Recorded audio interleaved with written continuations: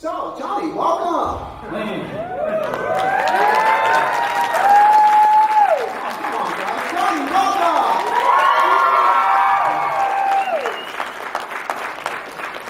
You guys see me getting that argument out there? No.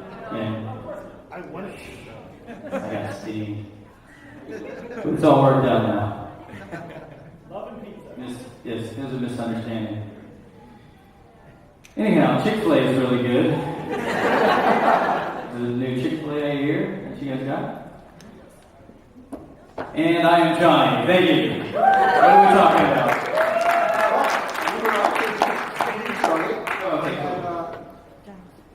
I had Tara speak about her background.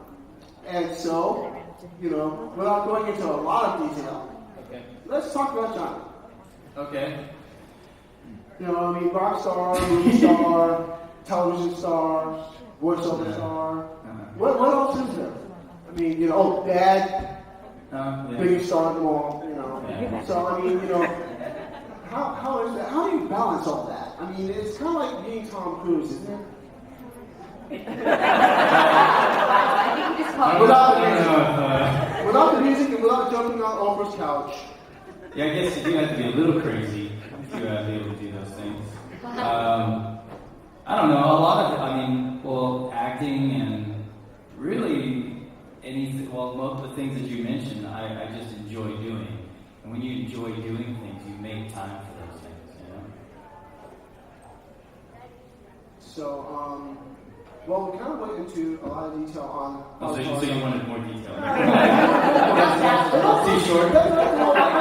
So let's start back at where you started. Where I started? When you got thrown into the pool of television, acting, and voiceovers, where did Johnny get thrown in the pool at? Power Rangers. Power Rangers. Yeah. It's always an interesting story to find out how people get into projects like that, because it was such a unique project when it came through. Right.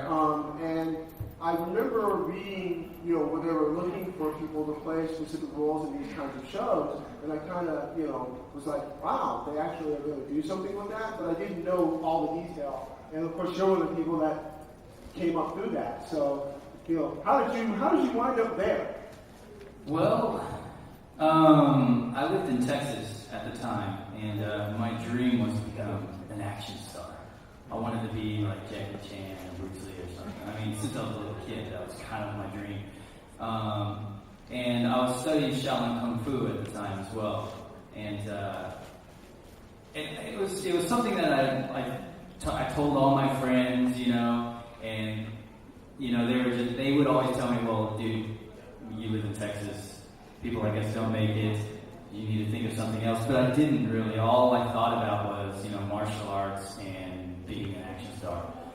And I really didn't know how I was going to get there. So all I did was just train.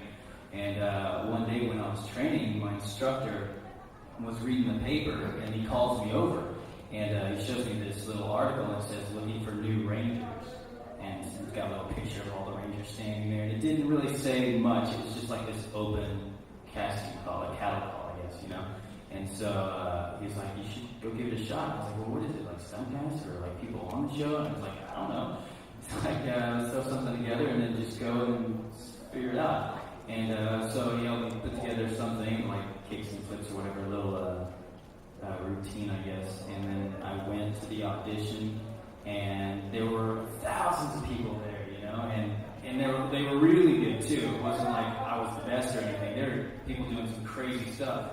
I was like, wow, this is gonna be insane. It was like going to I did competitions and tournaments, and it was kind of like that, but all for like one part or something.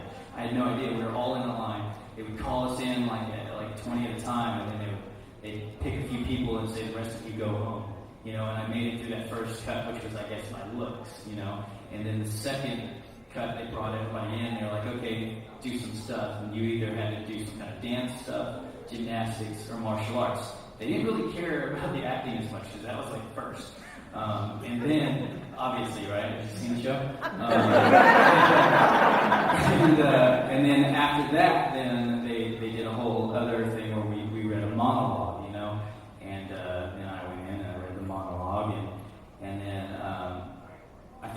it, you know, and they said, well, we'll let you know or whatever. And so I went home and I changed. And at the time, tight jeans were really cool.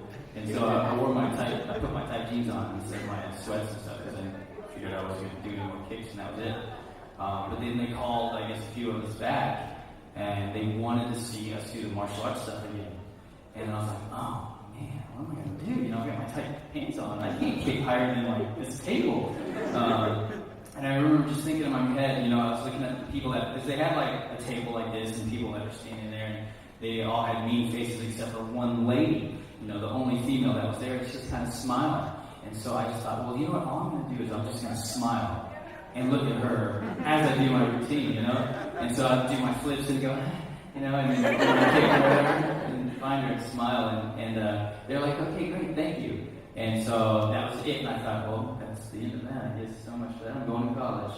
And so I literally went and registered for college, and I was there for like a week, and then, or it was like a week later. This is the detailed part that you were asking for. This is so much, too much. We love it. Yeah. And then anyhow, so then there's another bunch of, it wasn't as much, but there's a bit more of showing off what we can do and reading, and then I finally got the part then.